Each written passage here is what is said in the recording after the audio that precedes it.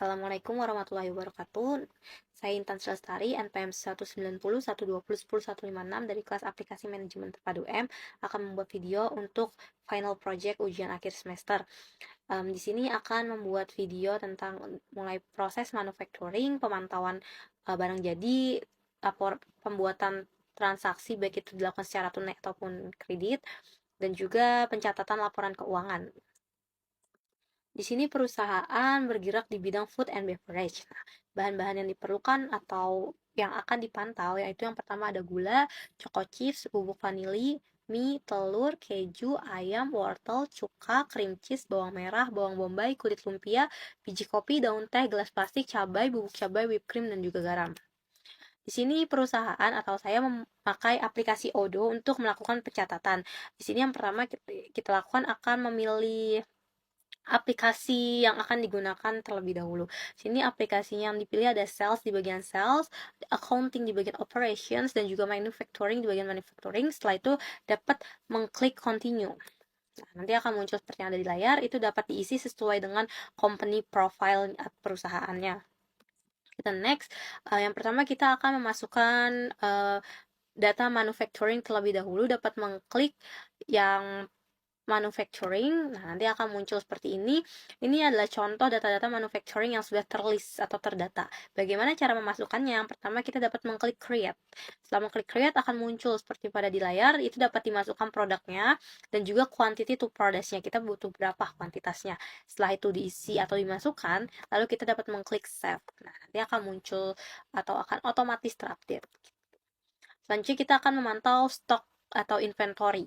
Kita mengklik yang simbol inventory, lalu kita akan muncul seperti pada di layar, masuk halaman itu. Nah, kita dapat melihat receipt-nya ada berapa, receipt-nya ada yang berapa diproses, delivery orders-nya berapa yang diproses, returns-nya, dan juga manufacturing-nya. Oke. Selanjutnya kita akan mencatat penjualan perusahaan. Dapat mengklik yang sales. Nah, nanti akan muncul seperti ini. Ini contoh invoice yang telah dibuat. Bagaimana cara menambahkannya?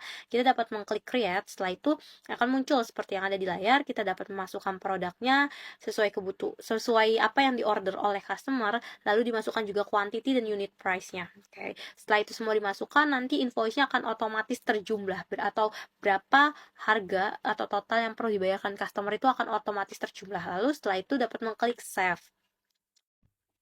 Invoice-nya dapat langsung dikirimkan ke email customer dengan cara sebelum kita mengkonfirmasinya bisa diklik terlebih dahulu send by email. Nah, nanti akan muncul seperti yang ada di layar, nanti akan diminta masukkan email customer.